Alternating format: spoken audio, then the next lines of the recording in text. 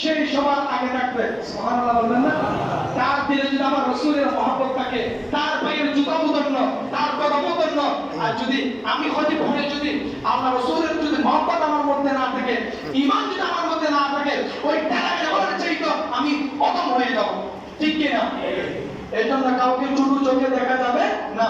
এরপর বলা বল ওয়াকিল ইয়তীমা, তোমরা ইয়তীমের হক অন্যায়ভাবে ভক্ষণ করবে না।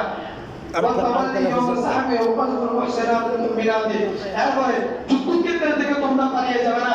মুহসিনাতুল মুমিনাত ওয়াল সতী নিরপরাধী কোনো নারীকে অপবাদ দিবেন না। এটা আমাদের সমাজের বিষয়। বিশেষত আমি চোখের দেখা, যেহেতু আইন বিচার বিভাগ নিয়ে একটা আমার অভিজ্ঞতা রয়েছে। আমার বাবা 2 সাল থেকে দেখেছিলাম সমাজে বিচার আচার ইত্যাদিগুলো করতো। শুধুই যা দোষ পুত্র দোষ করে।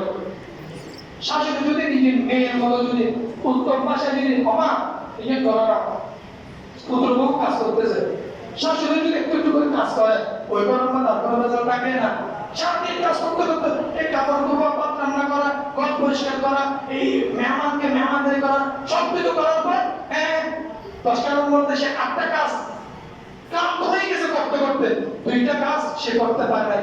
ওই 2টা কাজের জন্য বাংলাদেশের পুত্রবধূদেরকে যে হেনস্থ, অপদস্থ, অসম্মানী চাপ প্রয়োগ করা হয়, আমাদের দেশের মন্ত্রীদের, এমপিদের, মেম্বার চেয়ারম্যানদের, দুর্নীতিবাজদের এরকম চাপ দিতে, এরা আলিমের মতো শুধু হয়ে যেত।